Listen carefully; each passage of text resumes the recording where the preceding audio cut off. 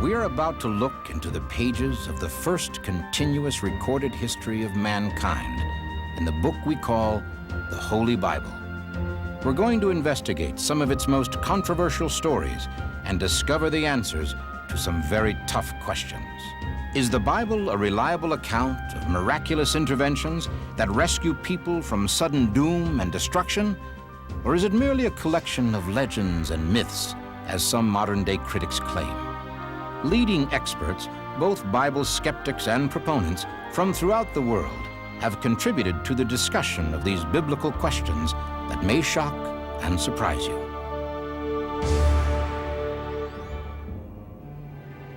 Is this the burial cloth that covered the crucified body of Jesus as it was laid in the tomb? Is this cloth a silent witness to the greatest event in history, or is it a fraud? Is a connection between the supernatural and mankind scientifically provable? What could, from a dead body, create such an image? Right now, space science may be unlocking the secrets of the Shroud of Turin. Is this the face of Jesus Christ? There's no question about it. It is an absolute fact that the Shroud is a painting, period. Anyone who has examined the Shroud up close and personal, the full Shroud, not just a single fibril from it, knows that those pigments have nothing to do with the image. This mystery is unquestionably the most sensitive, controversial, and emotional enigma in the world today. The Shroud of Turin. Is it the burial cloth that covered Jesus Christ when his crucified body was laid in the tomb? And if it is not, what is it? The modern investigation and controversy over the Shroud began in 1898. A gifted amateur Italian photographer, Segundo Pia, was allowed unprecedented permission by the King of Italy to take the first photograph of the Shroud. When it was spread out for display, Pia was disappointed on seeing that the image on the cloth was extremely faint. But what he caught on his 2 glass photographic plates stunned the world. It showed that the image on the cloth itself was photographically negative. Consequently, the faint, almost ghost-like images on the Shroud appeared in reverse on his camera plates, making them a positive image. It was the first time in history that the likeness could be seen in full, majestic detail. It measures 14 feet 3 inches long by 3 feet 7 inches wide, which includes a hand-sewn seam added at an unknown date. These full-length dark lines are scorches from the fire that nearly destroyed it in 1532. The diamond-shaped patches cover holes resulting from that fire. On both sides of the Shroud, we see markings of a vicious flogging from the neck to the calves of the legs. There appear to be markings of wounds that would indicate the man had something with many sharp points pressed onto his head. On the back view, we see shoulders that are badly bruised, as though from carrying something heavy. Nail wounds through the wrists and feet, a distension of the thorax, all of which would seem to indicate death by crucifixion, exactly as the Gospels describe the suffering and death of the man Jesus. For at least 6 centuries, millions of people have continued to believe that this is the burial cloth of Jesus Christ. Several studies have also given support to this belief. Some of the best scientists in the world have observed this image, measured, studied it, and still have no explanation for how the image was formed. What could, from a dead body, in rigor mortis, in a cloth, create such an image? I feel that the radiation that made the image was a direct result of the resurrection. It's basically some form of natural phenomenon, or some people might say supernatural phenomenon. Whatever energy may have created the shroud image is certainly beyond our ability to duplicate at this time. However, there is some academic opinion which insists this cloth is nothing more than an elaborate medieval fraud. It is an absolute fact that the shroud is a painting, period. When I started working on it, I expected it to be real. I was hoping it would be real. I can't argue, however, with the microscope. The shroud shows no particles resting on the image fibrils. This proves the shroud could not have been produced by artist pigment. The shroud image is made from tiny fibers that are 1/10 the size of human hair. And the picture elements are actually randomly distributed like the dots in your newspaper photograph or magazine photograph. To do this, you would need an incredibly accurate atomic laser. This technology does not exist. Skeptics argue there is no providence, no historical trail tracing the shroud prior to 1353, some 1,300 years between the time it was supposed to be wrapped around Christ's body and its appearance in the church at Lire, France. Where was it all those years? Did it even exist during that period? Skeptics are completely wrong in insisting that the trail of the shroud goes back only to the middle 1300s. It does, in fact, go back to the Bible itself. The 20th chapter of the Gospel of John, verse 6, states that when Peter entered the tomb of Jesus on Sunday morning, he found the shroud. Now, normally a grave cloth would be considered unclean and not saved. But if it bore the image of the body it had contained, this would explain why it was retrieved by Jesus' followers and treated with great reverence.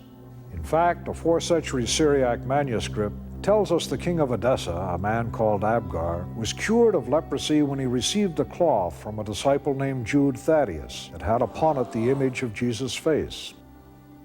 Probably for disguising the burial cloth, the shroud was placed in a specially made container with gold latticework. When folded upon itself 4 times, only the image of the head would be seen.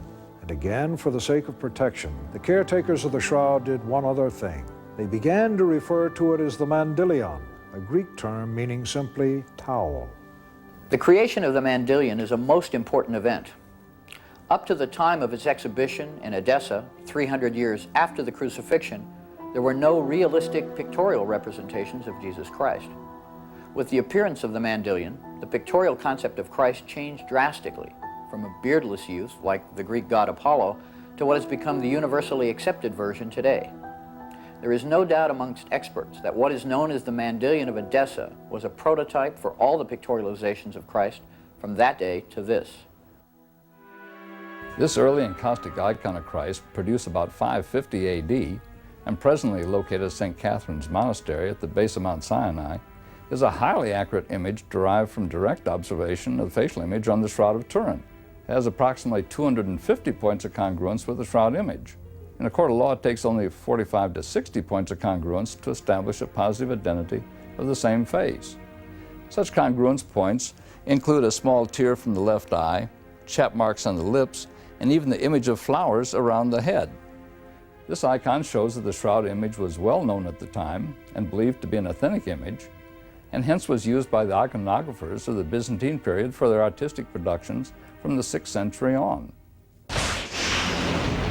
The shroud, or mandilion as it was now called, was apparently lost and forgotten until a flood devastated the city of Edessa. It was rediscovered in a niche above the city's west wall. It was returned to a place of veneration where it remained until 944, when the Byzantine emperor sent an army to bring it to Constantinople. We know from Byzantine records that a great celebration and parade accompanied its entry to Constantinople on August the 15th, 944 AD, and it was once again revered as the true and miraculous image of Christ. In 1204, European knights of the Fourth Crusade stormed and sacked the Christian city of Constantinople.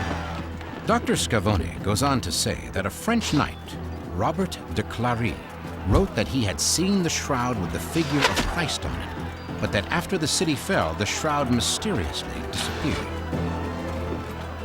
Many experts believe that the shroud was carried off in secret by the powerful Knight Templars.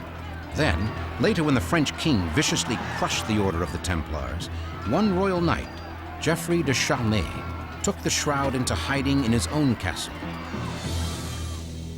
And all the Knight Templar martyrs died without revealing the secret. However, two recently discovered documents state that the shroud was carried to Athens in 1205 by a prominent knight of the Fourth Crusade, Othon de la Roche.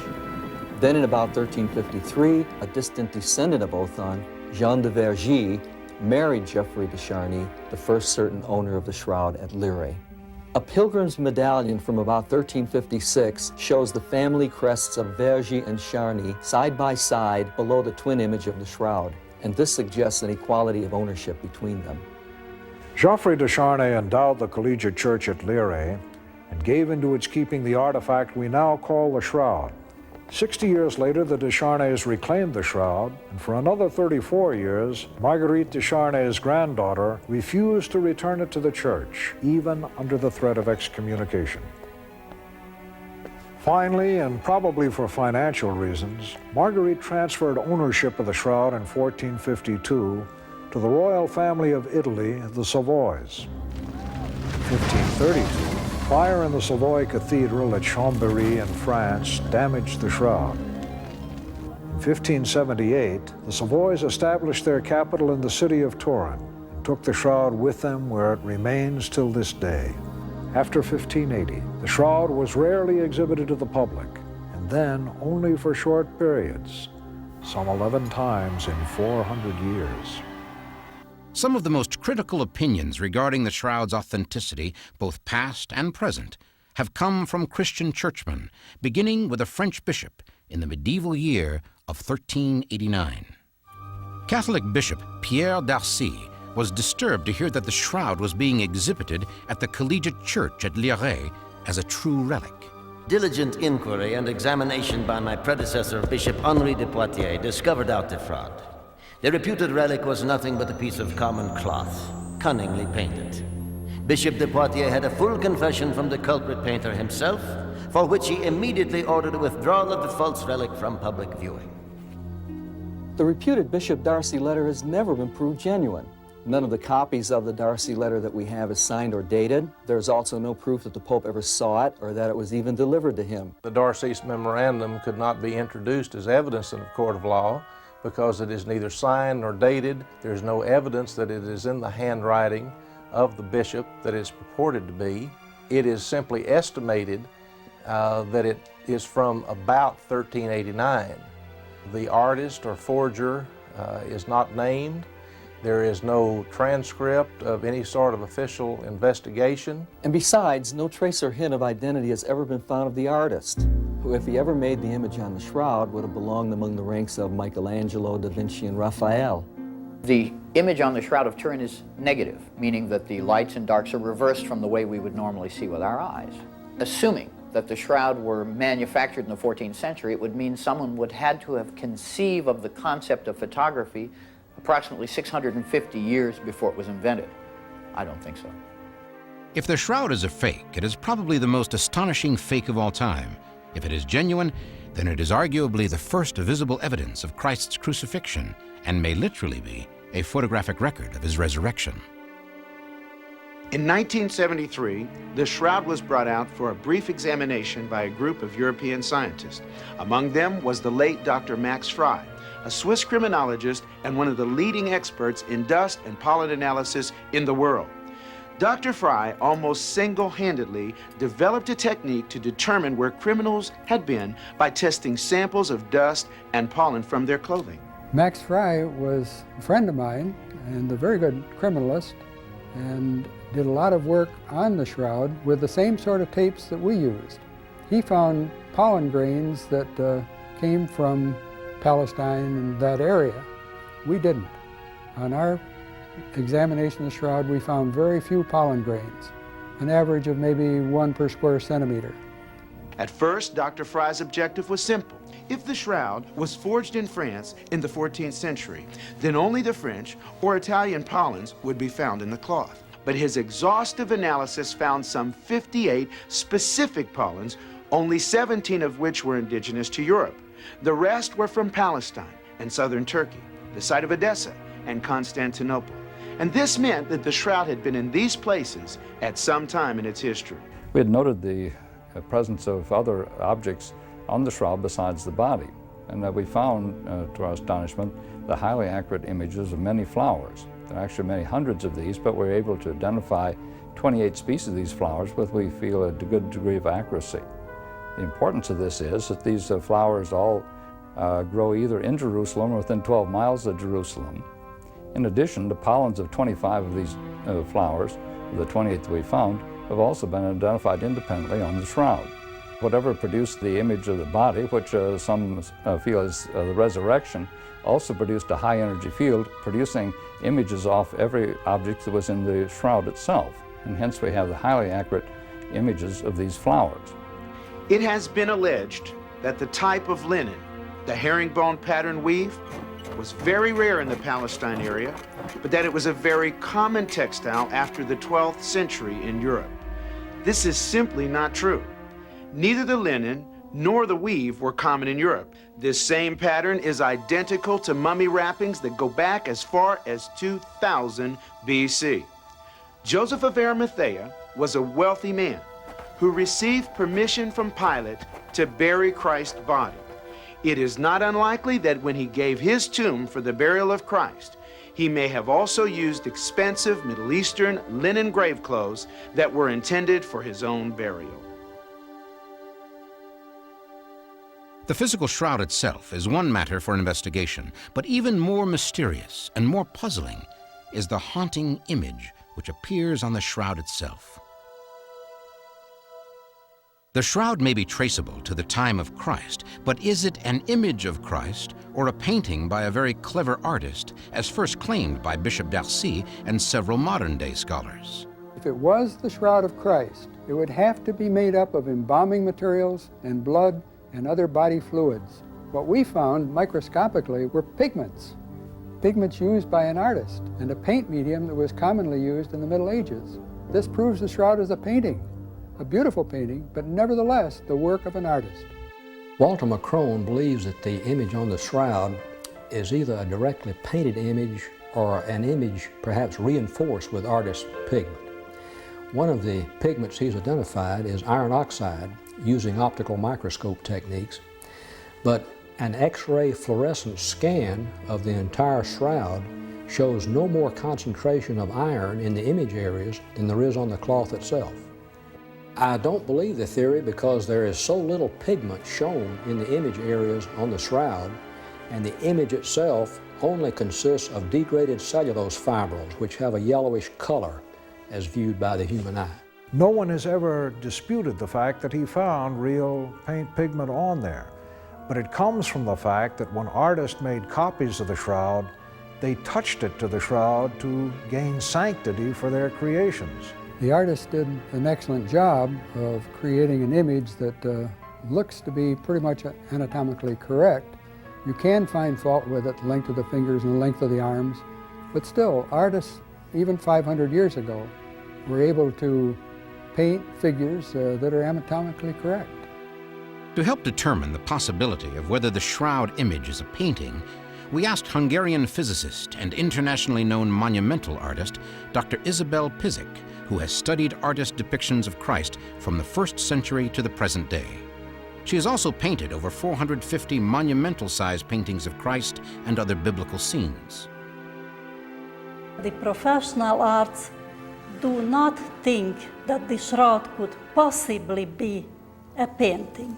There are certain paradoxes which the professional artist can see looking at the shroud, which cannot be explained and which a professional artist could not have been doing today, yesterday, or in the Middle Ages.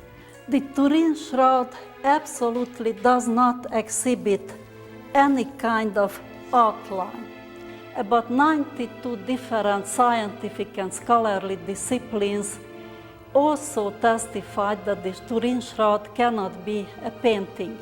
If we are to believe the image on the shroud is a painting, the artist would have had to paint it with a 20-foot-long brush. The image is not even discernible much closer than that distance. If you can't see the image up close, how could you possibly paint it up close? The experts contend that the molecular paint traces found even in the unimaged shroud areas are simply dust particulates acquired over the years. Equally, they argue the unique effect on the fibril surfaces cannot be produced by any known paint and far more resemble a radiation burn than any kind of intentional coloration. The shroud is definitely not a fake or a fraud. Many of today's most distinguished scientists are convinced the shroud is genuine. These scientists not only believe in its authenticity, but they also believe the weight of scientific evidence supports their beliefs. Since 1977, when the people at Los Alamos National Laboratories first put the shroud into the VP8 analyzer, this instrument has become associated with shroud research. The shroud photos taken in 1931 by Giuseppe Honoré were analyzed on this equipment. Many people have sent me images to compare to the shroud. The VP8 analyzer can clearly distinguish a man-made picture from the real shroud image. The slope of a man-made picture is uniform and it rises to a fixed plateau. From supermarket art to the world's masterpieces, no painting possesses true three-dimensional qualities, and the VP8 analyzer clearly proves it. The slope of the image on the shroud is varied and agrees with the shape of a real face. We found that in the shroud's image, there's encoded three-dimensional information, which an artist could not have put there. A particularly sensitive point of discussion with scientists on both sides of the issue centers around what is said to be bloodstains, according to Dr. John Heller and Dr. Alan Adler. The question is, are the stains actually blood? And if they are, how did they get there? Heller and Adler reported blood. Whether they found blood, I'm not so sure. They had the same tapes that I had. I had more of them, but they had some as well, and they reported blood. I tested for blood, maybe not by 15 different tests, but by at least half a dozen. I found no blood. I will say categorically there is no blood on the shroud, period. According to medical physicist Dr. John Heller and blood specialist Dr. Alan Adler, when paint is x-rayed, it shows up quite unequivocally. But these x-rays of the shroud do not show the blood spots, which means that the blood could not be paint. They determined not only that the markings on the shroud were indeed blood, but blood highly loaded with bilirubin, a bile pigment that would only show up if the dead man had been jaundiced or severely and traumatically beaten. On the other side of the ocean, and working independently of Heller and Adler, the noted pathologist Pierre Bem Ballon came to the further conclusion that the blood spots on the shroud were human and of the type AB. But even if it has been scientifically proven that the image is not a forgery and that the blood is indeed real, what proof is there that this linen cloth is the burial shroud of Jesus Christ? Could a modern forensic pathologist be able to tell anything from an examination of the shroud? Dr. Robert Buckland is a former coroner and forensic pathologist from Los Angeles County. He is well acquainted with images of violent death and is able to tell us much about the shroud from life-size photographs of it. This is a body of a 5-foot, 11-inch Caucasian male weighing about 170 pounds. On the head, there are blood flows resulting from numerous puncture wounds on the front, the back, and the top of the head. There is a swelling over one cheek consistent with a beating. The right wrist is covered by the left hand, but there is a puncture wound in the left wrist consistent with a crucifixion injury. The classical, artistic, and legendary portrayal of nails through the palms is incorrect because the structures in the hand are too fragile to hold up the weight of a man of this size without tearing free. There are streams of blood running down both forearms, originating in the wrist areas and controlled by gravity, so the blood flows toward the elbows with the arms elevated and outstretched. On the back, there are more than 100 lesions which appear to be scourge or whip marks. Historians have indicated that the Romans used a whip called a flagrum. This implement had 2 or 3 thongs, and at their ends were pieces of metal or bone which looked like small dumbbells. Here you can see how those end pieces from a Roman flagrum fit precisely into the scourge lesions on the body. Here on the front of the body is a large blood stain resulting from puncture of the chest by an instrument like a lance or a spear. This weapon penetrated the thoracic cavity through the pleural spaces and into the heart. Later, after the corpse was removed from the cross and turned, blood dribbled out of the chest wound and puddled along the small of the back. There's an abrasion on one knee consistent with a fall. Finally, a spike has been driven through both feet and blood leaked from those areas and has stained the cloth. The evidence of a scourged man who was crucified and who died of postural asphyxia and cardiopulmonary failure is clear-cut. The coroner's report fits every recorded detail in the Bible account regarding the beating of Christ by the Romans. It matches perfectly with everything we know from the Bible about the death of Jesus Christ. Impressive evidence indeed that the shroud could be the actual burial cloth of Christ. Even more evidence favoring the shroud's authenticity was forthcoming.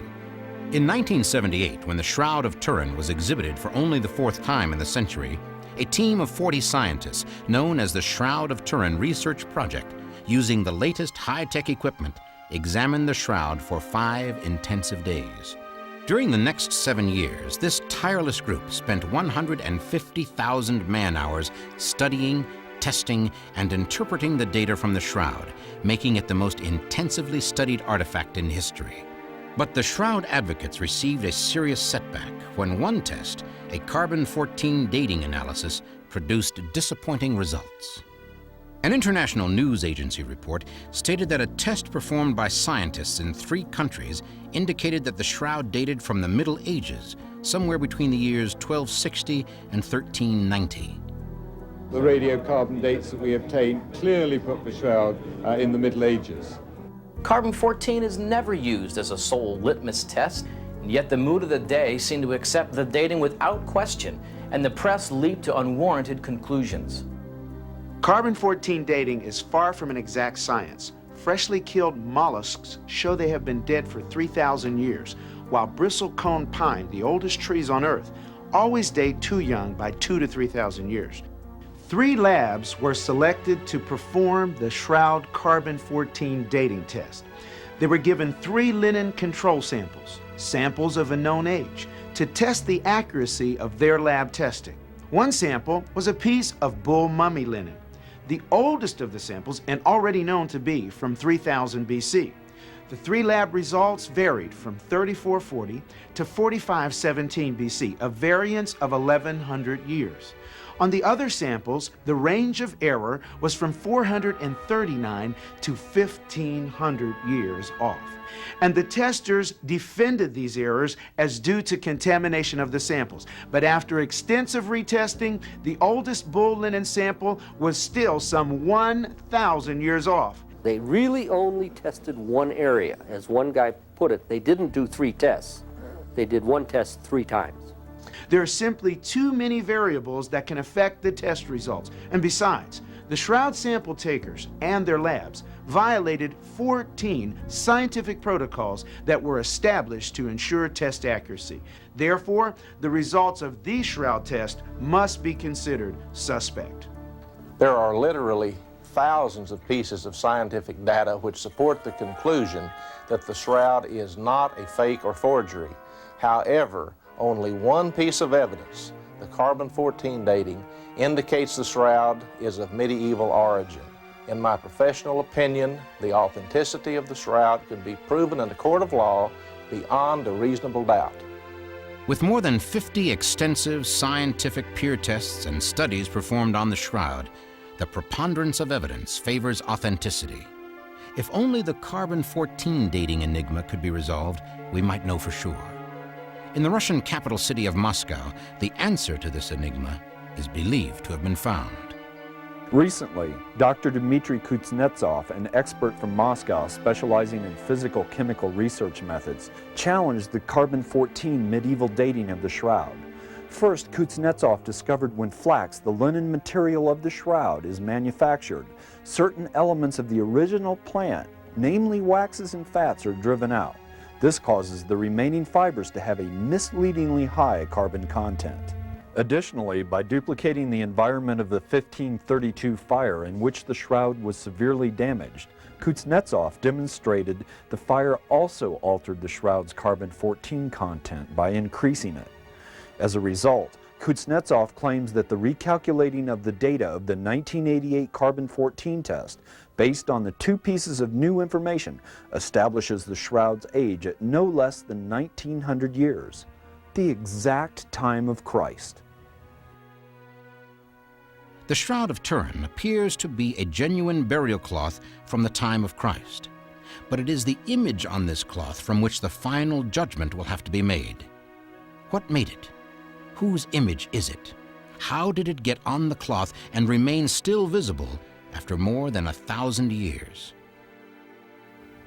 Whatever the mechanism for forming the image on the shroud, it had to occur in a short period of time, act in an up and down direction, and produce an image intensity determined by the distance between the cloth and the body. One of the theories which seems to satisfy these characteristics is a coronal discharge similar to Kirlian photography or lightning. One scientist said it's like every pore of the body suddenly fired a miniature laser beam for a split second of time.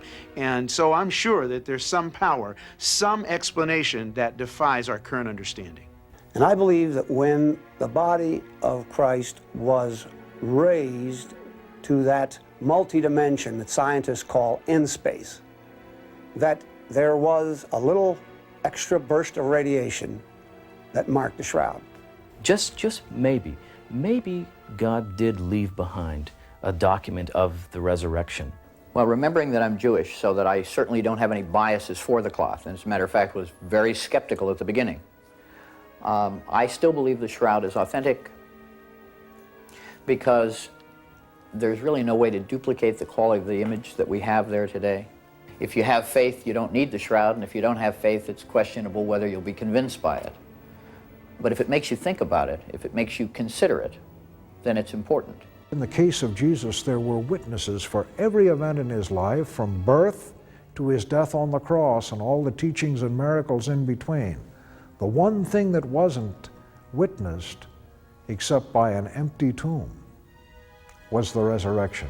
Wouldn't it be just like God to leave us a photograph on linen of the one event that man couldn't see? The Shroud of Turin continues to be one of the great mysteries of the modern world, and that makes the shroud newsworthy for tomorrow's headlines as the world anxiously awaits more new findings.